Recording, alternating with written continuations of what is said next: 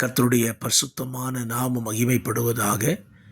ஆசீர்வாதமான ஒரு நல்ல காலவேளையிலேயும் அனுதினம் அண்ணா என்கிற வேத தியானத்தினால் உங்களை சந்திப்பதில் மிகுந்த சந்தோஷம். கிருபையாய் கர்த்தர் நமக்கு கூட்டி கொடுத்திருக்கிற இந்த நாளுக்காக கர்த்தருக்கு ஸ்தோத்திரம் சொல்லுவோம். இந்த நாள் பிப்ரவரி மாதம் 20ஆம் தேதி வியாழக்கிழமை காலவேளை. இந்த காலவேளையிலேயும் நம்முடைய தியானத்திற்காக யாத்திராகமத்தின் புத்தகம் 25ஆம் அதிகாரத்தை தியானத்துக்கு எடுத்துக்கொள்ளலாம். அதிலே 40 வசனங்கள் உள்ளடக்கி இருக்கிறது.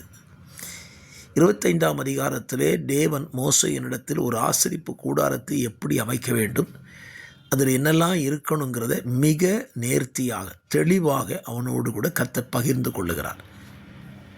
பகிர்ந்து கொண்ட கர்த்தர் அந்த வசனத்திலே முடிவை பார்த்தீங்கன்னா, உனக்கு காண்பிக்கப்பட்ட மாதிரியின்படியே செய்ய எச்சரிக்கையாயிரு என்று சொல்லி ஒரு வார்த்தையை பயன்படுத்துவார். பாருங்கள், தேவனுடைய ஆலயம் அல்லது தேவனுடைய ஆசரிப்பு கூடாரம் எப்படி அமைக்கப்பட வேண்டும் என்பதை தேவன் தான் திட்டம் பண்ணினார். தேவாலயம் எப்படி இருக்கணும், அதனுடைய வாசல்கள் எத்தனை இருக்கணும், ஜன்னல்கள் எத்தனை, திரைச்சீலைகள் எத்தனை, அதை ஸ்தோத்திரம் என்று சொல்லி மிக தெளிவாக ஆண்டவர் மோசையை கொண்டு பேசினார். பேசிட்டு சொல்கிறாரு, மலையில் நான் உனக்கு ஒரு மாதிரியை காண்பித்தேன் என்று சொல்லுகிறார். அப்படியானால் பூமியிலே அவர் செய்ய நினைத்த அந்த ஆசரிப்பு கூடாரம் ஏற்கனவே பரலோகத்தில் இருந்ததினால அந்த மாதிரியை காண்பிக்கிறார். இன்றைக்கும் சொல்லுவேன், நமக்கு எல்லாருக்கும் ஏசப்பா ஒரு மாதிரியை காண்பித்து விட்டு போயிருக்கிறார். என்ன மாதிரி அப்படின்னு பார்த்தீங்கன்னா, திருவிருந்து ஆராதனை நடக்கும் பொழுது கால் கழுவும்படியாக இயேசு இறங்கி போய் சீஷருடைய கால்களை கழுவினார்.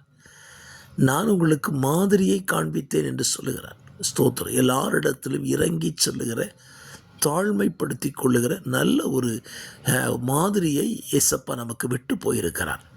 என்னை கேட்கிற கர்த்தருடைய பிள்ளைகளை, உங்கள் வாழ்க்கையில் நீங்கள் நம்முடைய வாழ்க்கை மற்றவர்களுக்கு மாதிரியான ஒரு வாழ்க்கையாக இருக்க வேண்டும்.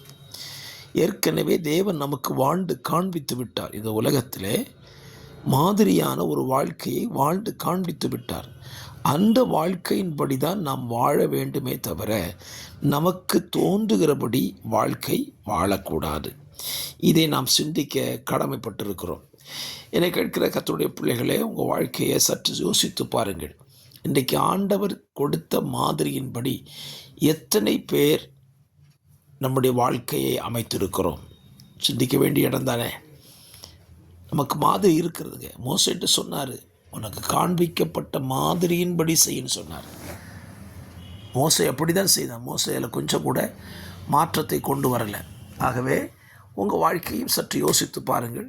தேவன் உங்களுக்கு காண்பித்த மாதிரியின்படி உங்கள் வாழ்க்கையை நீங்கள் அமைச்சு வைத்திருக்கிறீங்களா அப்படி நீங்கள் சிந்திச்சிங்கன்னா நிச்சயமாகவே உங்கள் வாழ்க்கை அநேகருக்கு மாதிரியாக இருக்கும் என்பதிலே சந்தேகமே இல்லை.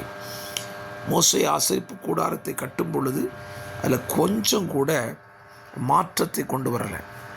அவன் எப்படிலாம் கர்த்தரிடத்தில் வார்த்தையை பெற்றுக்கொண்டானோ அந்த வார்த்தையின்படியே அவன் செய்தான். அந்த வார்த்தையின்படி செய்வதற்கு தான் தேவன் அவனை பணித்திருந்தார். ஆகவே இந்த அதிகாரம் நீங்கள் தியானிக்க தொடங்கும் பொழுதே கர்த்தருடைய வார்த்தையின்படி அந்த ஆசரிப்பு கூடாரம் அமைக்கப்பட்டு கொண்டிருந்தது. ஆகவே நான் சொல்லுவேன், உங்கள் வாழ்க்கையை கர்த்தர் காண்பித்த அந்த மாதிரியின்படி வாழ்ந்து காட்ட தீர்மானமிடுங்கள். நிச்சயமாகவே கர்த்தர் உங்களை ஆசீர்வதித்து காப்பாராக. பரிசுத்த பிதாவை கேட்கிற வார்த்தையின்படி உடைய பிள்ளைகள் தங்கள் வாழ்க்கையை அமைத்துக்கொள்ள பரலோகத்தின் தகப்பன் நீர் உதவி செய்வீராக. இரட்சகராம் இயேசுவின் நாமத்தில் ஜெபிக்கிறேன் நல்ல பிதாவே. ஆமேன். ஆமேன். God bless you.